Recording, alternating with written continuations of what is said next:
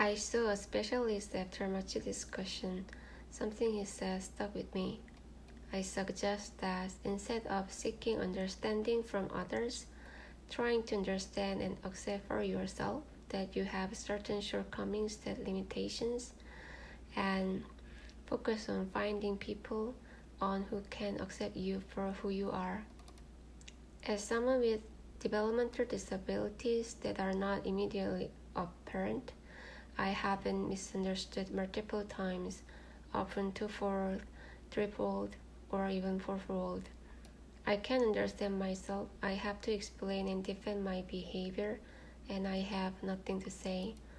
I'm asked to put stars in the sky because of my apparent brilliance and because of my alcoholic parents who have no sense of reality and are ignorant. When I was young, I was abandoned and left to my own device, but eventually found my way into the first stable family I have ever belonged to, which was formed by my stepmother and father. However, due to the fear of being abandoned again, I was frozen with terror and convinced that I must do anything my parents demanded, even if it meant trying to catch.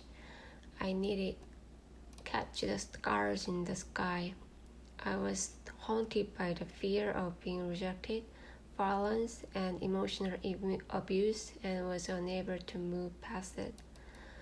I needed to feel something in order to respond appropriately, but I have been living in a frozen emotional state where I cannot recognize situations and have just been living in fear, doing as I was told. That's why I understand now why I am not proactive and why I don't take action.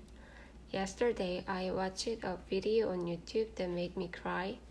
The YouTube channel Ebook is a German translator's book channel. They moved from Berlin to Jeju Island with their foreign husband and adopted dog that had been abused while living in a pile of garbage on Jeju Island, tied up on a short leash for its whole life. The dog was afraid and scared of people even in their foster home. They said that reading a book to a fearful puppy and being with them can help. And that's what they did. They showed the dog all the good things and taught the dog that there are good people in the world and that is their home, where they will be protected no matter what happens. I read the caption that said they wanted to install this belief in the dog and make it feel loved, and I couldn't stop crying. Seeing that dog, who had been abused and frozen in fear, reminded me of my frozen emotional state. I also cried when I saw a video of a young kitten tied up and being trained to be an outdoor cat. The scared expression on the kitten's face reminded me of myself when I was young. How could my mother neglect her child like that?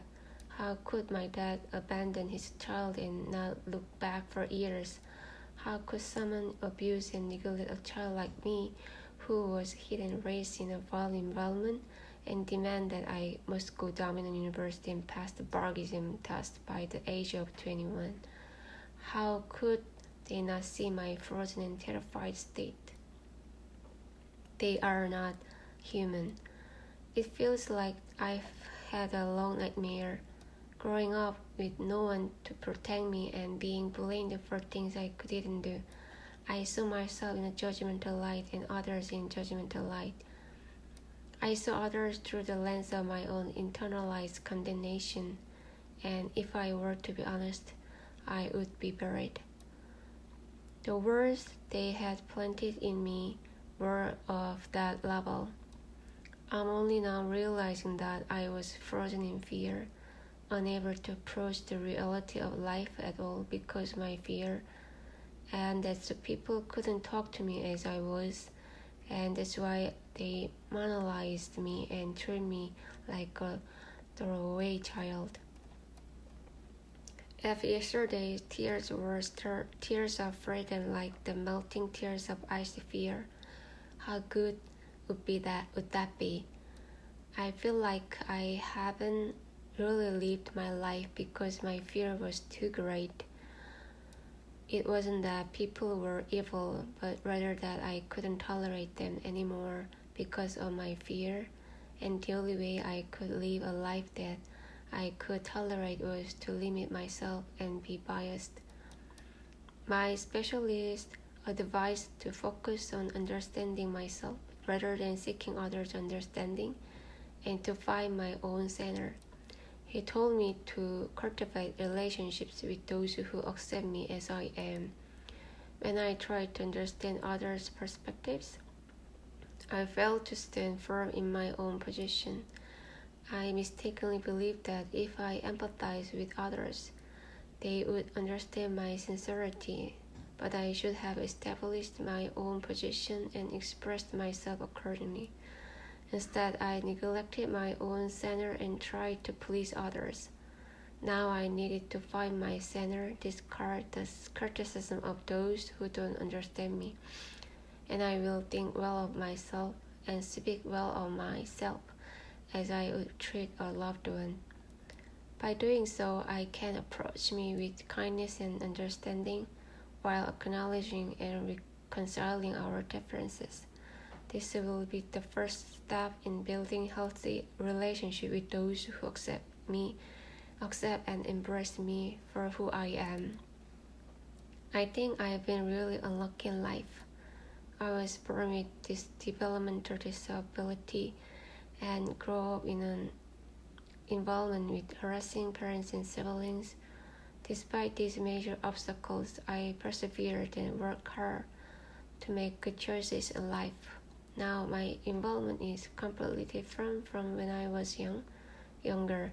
I have a loving and supportive husband who always comforts and reassures me. I am no longer a powerless child. I am no longer a powerless child or struggling with poverty. I am a talented, beautiful, kind, and good person.